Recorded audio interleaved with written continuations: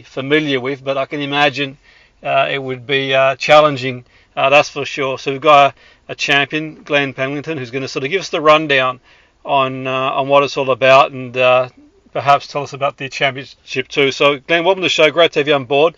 Can you give us a bit of a rundown in terms of sort of your background? Maybe if we can start with how you got into it, just for our listeners, and then sort of give us more of an insight in terms of how the championship works.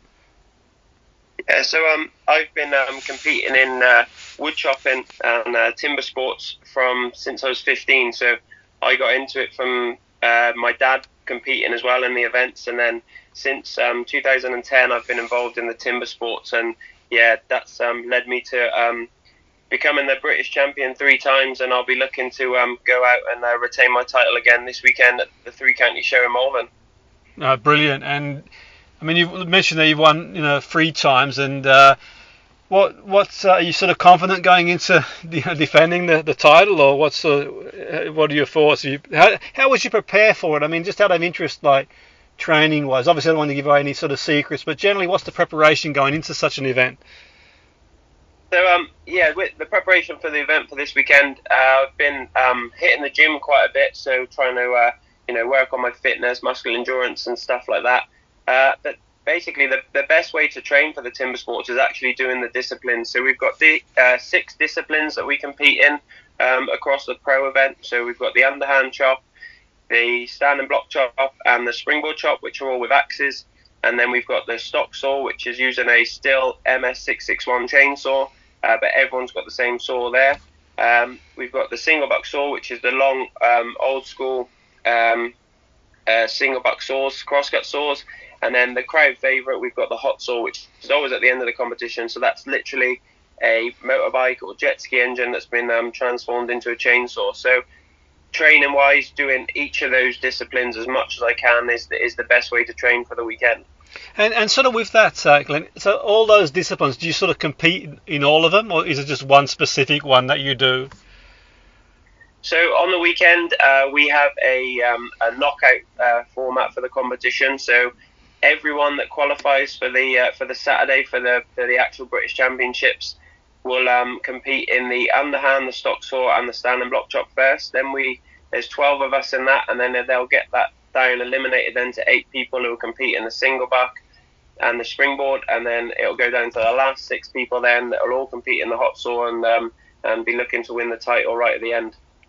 And like in terms of winning the title, what would that mean for you to sort of retain the title?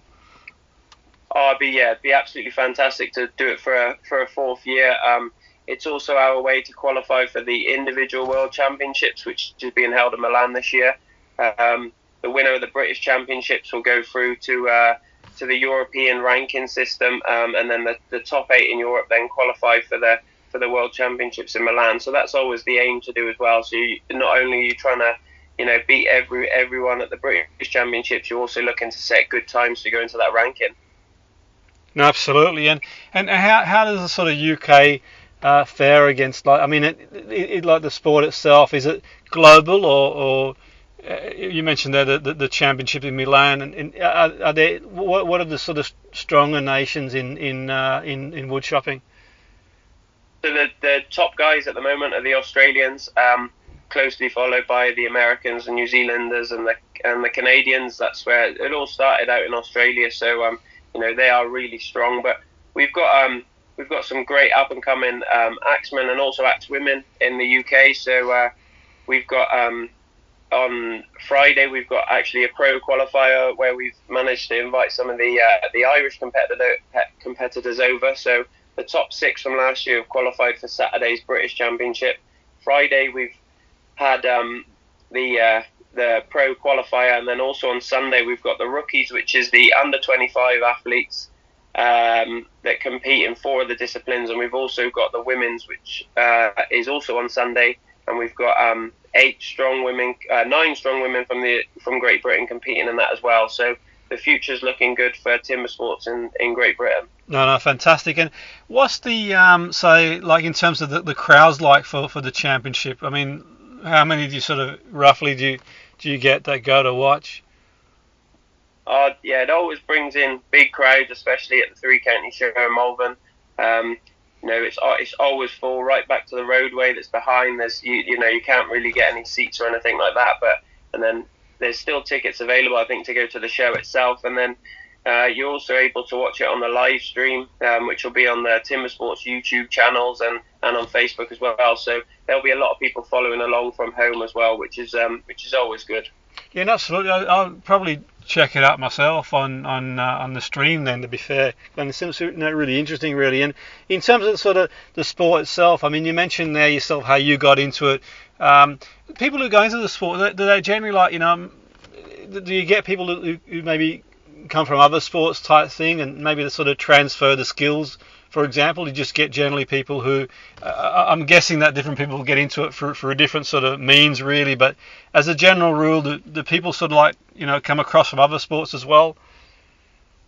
Yeah, so it's quite a good sport in a way, whereas you get quite longevity in it. So people that can still compete quite well into their 40s and 50s. So it tends to be quite a generational sport as well, where fathers and sons can still compete together, but people come from all different, sporting backgrounds, I suppose. Like some people who play golf tend to be quite good just for their hand-eye coordination, and then you get a lot of people coming in from rugby at the end of their rugby career.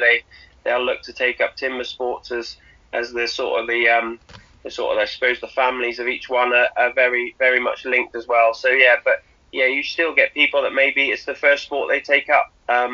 And people, coming from different work backgrounds. You'd think that a lot of people would be from forestry, but actually you get all different walks of life. We've had postmen, we've had builders, we've had teachers, everything like that. So it is something for everyone. Yeah, I can imagine obviously strength would be, one key variable.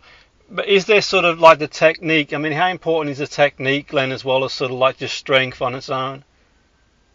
Yeah, technique's massive in it. It's you can be the strongest guy in the gym, and you could come and try timber sports, and then if you haven't got the technique, you're not going to be able to be as good with the axe. It's all about getting the right angles, getting the axe presented to the wood and the saws as well. So I'm one of the smaller guys, but I think I've got quite a good technique, so that helps me out massively. So technique. You still got to be strong to be able to do it, but having a good technique, a solid technique, is a good start. Yeah, no, definitely. And if anyone's sort of listening, is sort of considering maybe getting involved, or maybe I know sort of outside the scope of the of the conversation, but is there any way you can signpost them, Glenn, where they can find out more information? Maybe if they want to get involved or have a go type thing, if they're sort of new to it and think, I sort of fancy having a go possibly and see how it goes. Yeah, so you can look on the Timber Sports website. You can find the details there to get in contact. You can look on the Still GB website as well, and also you can look on like Facebook and YouTube. And there's always plenty of videos to give information and of how to get involved, and also like videos you can watch all the live streams from the past and stuff like that. But if you check out those Timber Sports pages, you'll definitely find a way to email across and get involved. No, that's brilliant. And just sort of finally, Glenn, how can you see it really growing even more as a sport? I mean, from what I can see, it's quite a popular sport. But can you see it maybe sort of growing even more? And who knows? Maybe it might be, part of the Olympics at some point. You never know. I think all things are possible, really. But can you see it, really growing or? Yeah, definitely. I think in Europe especially, it's growing a lot. Other competitions are popping up everywhere, and even in the UK, timber sports is getting bigger. Like I said, we've got a great pool of young athletes coming through. We've got 11 strong rookie athletes coming through that are the future of the sport, as well as the women getting involved, and also being able to have that pro qualifier now where we've got people fighting for positions just to qualify for the British Championships is absolutely amazing. And the Olympics, it's in Australia I think is it 2032? So there's a possibility there with Australia being the sort of where wood chopping and timber sports started. There's always that possibility that maybe we do get that Olympic spot one day.